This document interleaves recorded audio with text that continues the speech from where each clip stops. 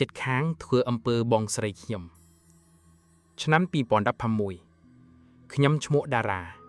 ពេលនោះខ្ញុំទើបតែអាយុ19ឆ្នាំហើយរស់នៅជាមួយបងស្រីរបស់ខ្ញុំដាលីនក្នុងផ្ទះជួលតូចមួយនៅជាក្រុងភ្នំពេញឪពុកម្ដាយរបស់ពូយើងស្លាប់តាំងពីខ្ញុំនៅក្មេងដូច្នេះដាលីនគឺជាមនុស្សតែម្នាក់ដែលខ្ញុំមានបងស្រីខ្ញុំជាមនុស្សស្ងប់ស្ងាត់ស្រឡាញ់ខ្ញុំខ្លាំងហើយខំធ្វើការរោងចក្រទាំងថ្ងៃទាំងយប់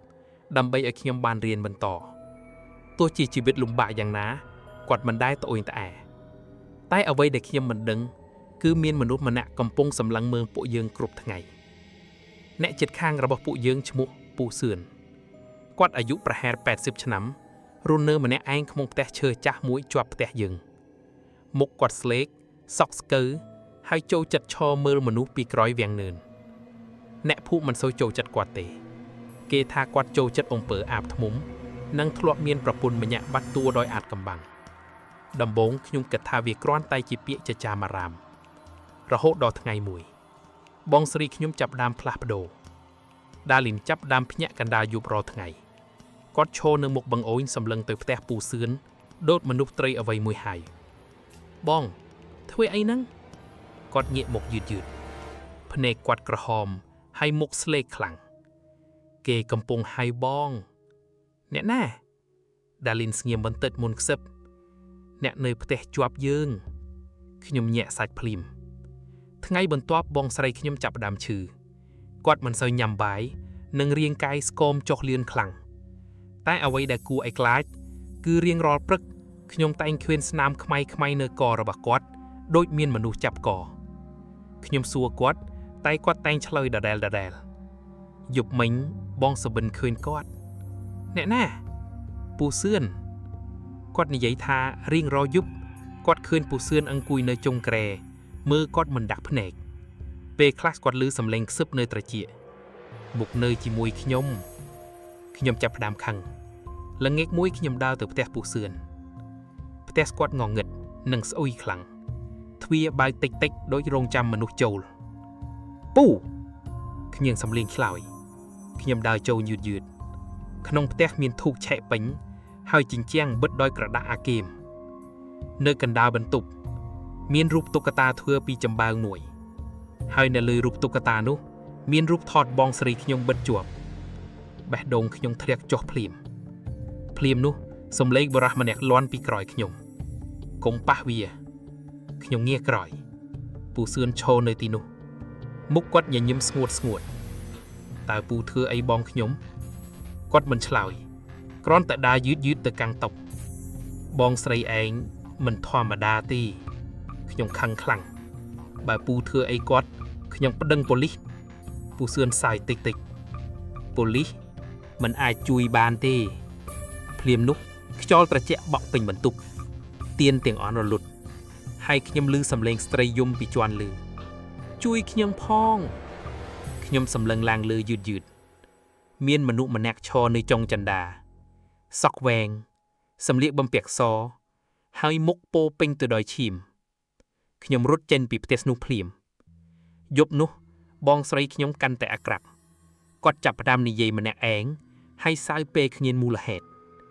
ម៉ោង3ទៀបភ្លឺខ្ញុំភ្ញាក់ដោយសារសំឡេងទ្វារបែកខ្ញុំចេញពីបន្ទប់ហើយឃើញដាលីនកំពុងដើរចេញពីផ្ទះបងគាត់មិនឆ្លើយគាត់ដើរត្រង់ទៅផ្ទះពូសឿនដូចមនុស្សដើរក្នុងដំឡេងខ្ញុំរត់តាមទ្វារផ្ទះពូសឿនបើកចំហខ្ញុំឃើញពន្លឺទៀនភ្លឺនៅខាងក្នុងនិងសំឡេងសូត្រចម្លែកខ្ញុំចូលទៅក្នុងផ្ទះយឺតហើយអ្វីដែលខ្ញុំឃើញធ្វើឲ្យខ្ញុំស្ទើរឈប់ដកដង្ហើមពូសឿនអង្គុយនៅកណ្ដាលបន្ទប់សូត្រអាគីមជុំវិញគាត់មានរូបថតស្ត្រីជាច្រើនសុទ្ធតែបិទភ្នែកដោយខ្សែអំបោះក្រហមហើយនៅជ្រុងបន្ទប់មានសាកសពស្ងួតជាបានម្នាក់អង្គុយផ្អែលជញ្ជាំងសក់វែងសម្លៀកបំពាក់ដូចស្ត្រីដែលខ្ញុំឃើញនៅចិនដាពូសឿនញញឹមនាងគឺប្រពន្ធខ្ញុំស្លេកមុខពូសម្លាប់គាត់កវេក្បាលយឺតអត់ទេខ្ញុំគ្រាន់តែមិនអើយនាងចាក់ចេញភ្លាមនោះដាលីនដើរចូលក្នុងបន្ទប់ភ្នែកគាត់បិទដូចមនុស្សត្រូវគេគ្រប់គ្រងព ปูเสื่อนเลือกได้ลายเนียงหนึ่งเนยจีมวยขยมโดยหยักมุนขยมสตุกแต่จับบองใส่ขยมตายเพลียมนุได้ตระจะมวยจับกอขยมเงียกตะวิงสะสับประปุนปูเสื่อนกำปุงชอปีกรอยขยมพแนกเนียงขมายแต่งอให้เนียงหย่อนยิมขยมใส่คลังปูเสื่อนซอยด้วยมนุษย์กุลปลูกเนียงสลันขยมปลูกเนียงเหมือนจ้องเจนปีตีนิเต้แต่เพลียมนุสักศพสตรีนุสรับแต่เงียกตัวเมืองปูเสื่อนมุกเนียงพลายพนูมปีกาหย่อนยิ้มเตยจีกากำหังเนียงซึบสำเลียงเตียบโกฮอกปูเสื่อนสรับแต่สเลกมุกอัดเต้ให้เพลียมนุสำเลียงสตรียุมลวนเป็นพะแต่ทวีแต่งออกเบิดเบาพ่องปีจินเจียงเมียนได้สตรีจีจานลูกเจงหมกปีจินเจียงสแต่จีสตรีได้ปูเสื่อนทลบถืออำปือพวกเนียงจับปูเสื่อนใส่แต่งเพียอัดพวกไอ้สลังอังแต่สตรีแต่งออกใส่โปรมขณีไอ้โยกชีวิตพวกเยืองตื้อพวกเนียงเตียงปูเสื่อนโจขนงเงิดสำเลียงใส่กระบะกวัดล้วนเป็นพะแต่ระโหดสงัดบัดเพลิงเตียนเตียงออกรลุดสงัดขยมจับใดบองใส่ขยมรถเจงปีพะแต่นูพลิมดับพันมูชนำกรอยหมอกขยมนิยัยทารูปทอดเนียงมันยักนุในแต่ตุกโดยขยมเองสำเลียงสตรีจีจรานล้วนปรมขณีชีวิตมันอาจบานหมอกวิ่งดอยงีเท่ตอแต่บานจ่องกึ่งจำเปียกในเลยพะไตใดยมบนตัวปียกใดปูเสื่อนบัดตัวชีวิตระบบขยมหนึ่งบองใส่ฮักตรลับเตยธรรมดาวิ่งดาลิ้นจับดามยำใบบานสุขภาพละอลางวิ่งหนึ่งสนามขมายเนกอระบบกอดเกาะบัดอ่อยกวัดชุบนิยัยมันเองชุบหยะมองใบเตียพลือหนึ่งมุกมดก็สระสลายด้วยมนขยมกึศธาเอาไว้บานบรรจบหายใต้เมียนเรื่องมุ้ยเด็กขยมจับอารมณ์บองสรีขยมพลัดประเดาบันติกวัดจับประดามสงบคลังจิงหมุนเปคลักขยมเคินกวัดอังกุยหยิ่มมันไอเนหมกกันจอกหายเปคลักกวัดนิยัยจมวยมนุษย์ได้ขยมอัดเคินบองนิยัยจมวยแน่หน้าดาลินหยิ่มติดแน่เนื้อโครงเตี้ยขยมกึศธาเนียงเนื้อมันตอนทูสบายปีโตรมาแต่ยุบมวยขยมพยักโดยซาสำลีกูได้ปีกรอยเตี้ยกูขยมดาเจงตัวมือตามบังโอนให้คืนดาลินกำปงจีได้กรอยเตี้ยกรอมเป็นลีเพรจันสอระเยระใหญ่ให้ได้ประละได้ปิงบ้องเธอไอ้ยังกวัดชุบจียืดให้เงียบบอกมือขยมพนักกวัดขมายมวยแผลดมุนตรลับธรรมดาวิ่งบ้องลือเกให้ขยมจับดำเฟยทั้งไงบรรทบขยมสำหรับตัวซูเนจักขนองภูมิปีเรื่องปูเสื่อนยัยจักมันอยากสดับขยมรวดสลับแต่สเลกมุกไอ้ทาเวียสลับฮาริเมนบ้าขยมคืนขโมยสไตรเตียงวีโจนงงเงิดยัยกเวกบาลเพลียมอัตเต้ไอ้อมปือเดวีทือมันไอสลับงีแบบนังเต้ขยมจับประดามตะเจียกจะอ่องชนองยัยจักซับติกปูเสื่อนมันบานทืออมปือดำใบบานสไตรเต้จกดำใบไอ้ยัยสเงียมบันติกมุนในยัยเวียกำปงรอกรูปทำไมยบนุกขยมตรลับเหมาะเตียเตียงมันสรูคลวนเปลดาโจบันตุบขยมคืนอบายมุ้ยในกรอมแกรดาลินประอบชื่อจ่ามวยขยมบากเวียยืดฮาลิเบะดงขยมสเตอร์ชุบโหลดขนองประอบมีนรูปทอดระบบขยมสอกขยมกระเจาะขยมนึ่งตุ๊กตาจำบางมวยได้มีนชมุกดาราสเซเลตรุงขยมทอยกรอยจังยอพลียมนุสำเล้งดาลินล้วนปีกรอยขยมปะโอนรอเคยให้เมนเต้ขยมเงียกรอยยืดดาลินโชว์ในมอดทวีมุกวัดสงบคลังเป๊กระโหดกูไอ้กลายบ้องนี่จีไอ้กอดดาโจหมดยืดบ้องสมโตเรื่องไอ้พเนกวัดจับดาเมียงตึกเมียบ้องมันจ้องออยวีเจริญปะโอนเต้ขยมสเลกมุกเวียดาลินยังยุมเตียงยุมปูเสื่อนมันได้จองบานบองเท่ขยมเมียนอารมณ์ตระเจียกเป็นขลุ่นตั้งปีดำบงเวียจองบานโอนขยมทอยกรอยมือจำเฮียนอัดเด้ ដាលីនចាប់ផ្ដើមយំខ្លាំងថ្ងៃនោះបងជាអ្នកទៅរកវាមុនអីបងដឹងថាវាចេះអាគីមបងទៅសុំឲ្យវាជួយប្អូនខ្ញុំឈប់ដកដង្ហើមមួយផ្លែតជួយខ្ញុំមែនទេពេលប្អូនឈឺធ្ងន់កាលពីក្មេងគ្រូពេទ្យថាប្អូនអាចស្លាប់បងអត់មានលុយបងទៅរកវាទឹកមាសស្គាត់ថ្លាក់មិនឈប់វាប្រាប់ថាវាអាចជួយបានតែថ្ងៃណាមួយវានឹងមុខយកអ្វីមួយត្រឡប់វិញខ្ញុំចាប់ផ្ដើមយល់អស់រយៈពេលជាច្រើនឆ្នាំពូសឿនមិនបានធ្វើអំពើលឺដាលីនទេគេកំពុងរងចាំខ្ញុំធំឡើងដាលីនយំទាំងញ័របងព្យាយាមការពារប្អូនបងឲ្យវាយកបងជំនួសទៅវិញខ្ញុំស្ទើរមិនបៀអ្វីដែលខ្លួនឯងកំពុងលឺភ្លាមនោះភ្លើងក្នុងផ្ទះដាច់ទាំងអស់ សំឡេងសើចរបស់ពូសឿនលាន់ពីងងឹត ទីបញ្ចប់អ្នកទាំងពីរដឹងការពិតហើយខ្យល់ត្រជាក់បុកពេញបន្ទប់ហើយនៅជ្រុងងងឹតពូសឿនកំពុងឈរតែអ្វីដែលខ្ញុំឃើញមិនមែនមនុស្សទៀតទេរាងកាយគាត់ខ្មៅឆេះដូចសាកសពភ្នែកសភ្លឺហើយពីក្រោយគាត់មានខ្មោចស្ត្រីជាច្រើនឈរមើលពូសឿនញញឹមដាលីនឯងរក្សាសម្បត្តិបានល្អណាស់ខ្ញុំស្រែកឯងជាមនុស្សឆ្កួតគាត់សើចអត់ទេអញគ្រាន់តែធ្វើឲ្យមនុស្សដែលស្រឡាញ់គ្នាសម្លាប់គ្នាឯងភ្លាមនោះដាលីនរត់កំបិតពីលើតុខ្ញុំស្លេកមុខបងគាត់ញ័រខ្លួនទាំងយំបងអត់ឲ្យវាយកបោនទេពូសឿនស្រែកភ្លាមសម្លាប់វាភ្នែកដាលីនប្រែខ្មៅភ្លាមគាត់ដើរមករកខ្ញុំយឺតកាន់កំបិតញ័របងគុំខ្ញុំយំខ្ញុំជាប្អូនបងណាដាលីនយំខ្លាំងជាងមុនដៃគាត់ញ័រខ្លាំងខ្ញុំឃើញគាត់កំពុងប្រយុទ្ធជាមួយអ្វីមួយក្នុងខ្លួនពូសឿនសោយដូចមនុស្សឆ្កួតសម្លាប់វាតែភ្លាមនោះដាលីនស្រែកខ្លាំងហើយបង្វេលកំបិតចាក់ចូលទ្រូងខ្លួនឯង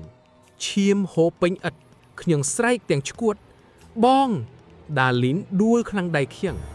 គាត់ញញឹមទាំងទឹកនេកលើកនេះបងការពារប្អូនបានហើយភ្លាមនោះសំឡេងស្ត្រីយំលាន់ពេញផ្ទះខ្មោចស្ត្រីទាំងអស់ពីក្រោយពូសឿនចាប់ផ្ដើមដើរមករកគាត់ពូសឿនស្លេកមុខអត់ទេពួកឯងមិនអាចប៉ះអញបានទេតែស្ត្រីម្នាក់ក្នុងចំណោមពួកនោះគឺប្រពន្ធរបស់គាត់នាងញញឹមតិចនាងបានបំបែកអំពើរបស់ឯងហើយពូសឿនថយក្រោយទាំងភ័យអត់ស្ត្រីទាំងអស់ស្ទុះចូលលើគាត់សំឡេងស្រែករបស់ពូសឿនលាន់ពេញផ្ទះរាងកាយគាត់ត្រូវខ្មោចទាញហែកយឺតក្នុងងងឹតរហូតស្ងាត់បាត់ភ្លើងក្នុងផ្ទះភ្លឺឡើងវិញអ្វីស្ងប់ស្ងាត់មានតែខ្ញុំអង្គុយអោបបងស្រីដែលកំពុងស្លាប់ក្នុងដៃដាលីនខ្សឹបតិចជាពាក្យចុងក្រោយកុំជឿមនុស្សដែលនិយាយថាគេអាចផ្ដល់អ្វីគ្រប់គ្នាដោយមិនយកអ្វីត្រឡប់វិញហើយគាត់ក៏បិទភ្នែកមនុស្សក្នុងភូមិនិយាយថាផ្ទះពូសឿនត្រូវភ្លើងឆេះនៅយប់នោះតែគ្មានអ្នករកឃើញសាកសពគាត់ទេមានតែឆ្អឹងស្ត្រីជាច្រើននិងតុក្កតាចម្បើមរាប់សិបចំណែកខ្ញុំចាក់ចេញពីទីនោះភ្លាមក្រោយបុណ្យសពបងស្រីតែរហូតដល់សពថ្ងៃរាល់យប់ភ្លៀងខ្ញុំនៅតែឮសំឡេងបងស្រីខ្ញុំខ្សឹបក្បែរត្រចៀកតារារត់ព្រោះពេលខ្លះខ្ញុំនៅតែឃើញបុរសចាស់ម្នាក់ឈរពីក្រោយខ្នងខ្ញុំក្នុងកញ្ចក់រហូតដល់សពថ្ងៃ10ឆ្នាំក្រោយខ្ញុំមិនដែលត្រឡប់ទៅភូមិនោះទៀតទេក្រោយបងស្រីខ្ញុំស្លាប់ខ្ញុំផ្លាស់មករស់នៅខេត្តផ្សេងប្ដូរលេខទូរស័ព្ទប្ដូរការងារនិងព្យាយាមបំភ្លេចអ្វីគ្រប់គ្នាតែខ្ញុំមិនដែលបំភ្លេចអ្វីមួយបានទេរាល់យប់ភ្លៀងខ្ញុំនៅតែឮសំឡេងបងស្រីខ្ញុំខ្សឹបតារាវានៅរស់ទេដំបូងខ្ញុំគិតថាវាជា trauma រហូតដល់យប់មួយខ្ញុំឃើញព័ត៌មានក្នុង Facebook មានស្ត្រីម្នាក់វ័យក្មេងបាត់បង់នៅចៃក្រុងកំពតហើយមុនបាត់បង់អ្នកជិតខាងឃើញនាងដើរចូលផ្ទះបុរសចាស់ម្នាក់បេះដូងខ្ញុំលោតខ្លាំងភ្លាមព្រោះក្នុងរូបភាព CCTV ខ្ញុំឃើញបុរសម្នាក់ពាក់មួកខ្មៅដើរខ្វាក់ជើងតិចតួមុខគាត់មិនច្បាស់តែខ្ញុំចាំការដើរលូកបានពូសឿនខ្ញុំស្ទើរមិនជឿ វាមិនទាន់ស្លាប់ទេយប់នោះខ្ញុំសុបិនឃើញដាលីនតែលើកនេះគាត់មិនយំទេគាត់ឈរនៅងងឹតហើយញញឹមស្ងប់ស្ងាត់ប្អូនដល់ពេលហើយអីបញ្ចប់វាខ្ញុំភ្ញាក់ឡើងទាំងញ័រជោកខ្លួនហើយលើតុខាងមុខក្រេមានអ្វីមួយដាក់នៅទីនោះកាំបិតចាស់មួយកាំបិតដែលដាលីនប្រើចាក់ខ្លួនឯងនៅយប់នោះខ្ញុំចាប់ផ្ដើមដឹងថាបងស្រីខ្ញុំមិនបានទៅណាទេគាត់កំពុងរងចាំការសងសឹកអង្គការចុងក្រោយខ្ញុំតាមរកពូសឿនជាច្រើនសប្តាហ៍ចុងក្រោយខ្ញុំរកឃើញផ្ទះមួយនៅចៃព្រៃកំពតផ្ទះឈើចាស់ដោយផ្ទះចាស់របស់គាត់ក្រុមគ្នាយប់នោះភ្លៀងធ្លាក់ខ្លាំងខ្ញុំកាន់កាំបិតដាលីនដាវចូលក្នុងផ្ទះយឺតក្លិនស្អុយឈាមនឹងធូបចាស់នៅតែដូចមុនហើយកណ្ដាលបន្ទប់មានស្ត្រីម្នាក់វ័យក្មេងដេកសន្លប់ដៃជាប់ខ្សែអំបៃក្រហមពូសឿនអង្គុយពីក្រោយនាងកំពុងសូត្រអាគៀមគាត់ញញឹមពេលឃើញខ្ញុំទីបញ្ចប់ឯងមកហើយខ្ញុំខឹងរហូតដៃញ័រឯងសម្លាប់បងខ្ញុំពូសឿនសើចតិចអត់ទេអីនាងសម្លាប់ខ្លួនឯង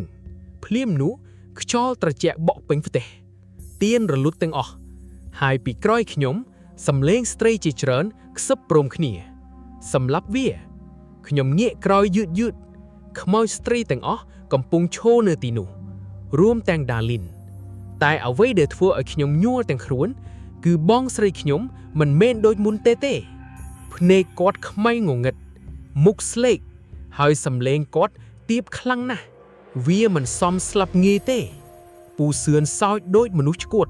ពួកអញមិនអាចសម្លាប់អញបានទេគាត់កាត់ដៃខ្លួនហើយយកឈាមគូអាគៀមលើដីភ្លាមនោះខ្មោចស្ត្រីទាំងអស់ស្រែកព្រមគ្នាហើយថយក្រោយដោយត្រូវភ្លើងឆេះពូសឿនញញឹមអញប្រាប់ហើយអំពើរបស់អញខ្លាំងជាងពួកអញតែដាលីននៅតែឈរនឹងគាត់សម្លឹងពូសឿនដោយកំហឹងហើយញញឹមតិចចោះបើញាក់ដែលឯងធ្វើអំពើលើមិនមែនមនុស្សវិញពូសឿនស្រាប់តែស្ងាត់មុខគាត់ផ្លាយភ្លាមឯងមានន័យអីដាលីនដើរមកមុខយឺតហើយរាងកាយគាត់ចាប់ផ្ដើមប្រែថ្មីដូចស្មៃថ្ងៃដែលឯងយកវិញ្ញាណខ្ញុំខ្ញុំមិនបានស្លាប់ទេសំឡេងគាត់ប្រែជាសំឡេងច្រាងអ្នកលាយធ្ញាខ្ញុំคล้ายទៅជាអ្វីផ្សេងភ្លាមនោះខ្មោចស្ត្រីទាំងអស់ចាប់ផ្ដើមបញ្ចូលក្នុងរាងដាលីនម្នាក់រហូតរាងគាត់ធំឡើងដូចស្មៃសក់ខ្មៅវែងរហូតដល់ដីភ្នែកក្រហមភ្លឺហើយសំឡេងស្ត្រីរាប់សិបនាក់លាន់ព្រមគ្នាថ្ងៃនេះជាវេនរបស់ឯងពូសឿនចាប់ផ្ដើមភ័យព្រិមិត្តគាត់រត់ទៅទ្វារតែទ្វារបិទខ្ទប់ដោយខ្លួនឯងគាត់ស្រែកទាំងឆ្កួតអញជាអ្នកបង្កើតពួកឯងដាលីនញញឹមយឺតហើយឥឡូវពួកយើងមកយកអ្វីត្រឡប់វិញភ្លាមនោះដៃខ្មៅរាប់រយលូចេញពីក្រោមឥដ្ឋចាប់ជើងពូសឿនគាត់ស្រែកទាំងភ័យជួយអញផងខ្ញុំឈរមើលដោយដៃញ័រព្រោះលើកនេះគ្មានអ្នកណាជួយគាត់ទេដាលីនដើរមកជិតគាត់យឺតហើយខ្សឹបនឹងត្រចៀកគាត់ស្ត្រីទាំងអស់ដែលឯងយកជីវិតនៅចាំឯងបានពូសឿនយំសុំទោសដាលីនញញឹមតិចពេលពួកយើងយំឯងក៏សោយដែរភ្លាមនោះខ្មោចស្ត្រីទាំងអស់ទាញរាងគាត់ហែកយឺតសំឡេងឆ្អឹងបាក់លាន់គ្រឿកពូសឿនស្រែករហូតឈាមហូរចេញពីមាត់រហូតចុងក្រោយរាងគាត់ត្រូវទាញចូលក្នុងងងឹតដោយចាប់អ្វីមួយសំឡេងស្រែករបស់គាត់លាន់យូររហូតស្ងាត់បាត់ដំណាំងហូរដែលប៉ះទៅអ្នកកំពតខ្លះបើចង់មើល Pearl Fluid ខ្លីម្ដងទៀតមានកន្លែងណាមួយនៅជិតកំពតដែលមានភាពសម្ងាត់និងមិនមានអ្នកណាឃើញអញ្ចឹងកុំឲ្យពេលចំណាយយូរចាំតាមបន្តទៀតបើមានអ្វីផ្ដល់តម្លៃជួយ comment នៅក្រោមវីដេអូរហូតដល់សព្វថ្ងៃខ្ញុំមិនដែលឮសំឡេងបងស្រីខ្ញុំទៀតទេតែពេលខ្លះក្នុងសុបិនខ្ញុំនៅតែឃើញគាត់ឈរញញឹមក្រោមភ្លៀងដូចជាមនុស្សដែលទីបញ្ចប់បានរួចផុតពីនរក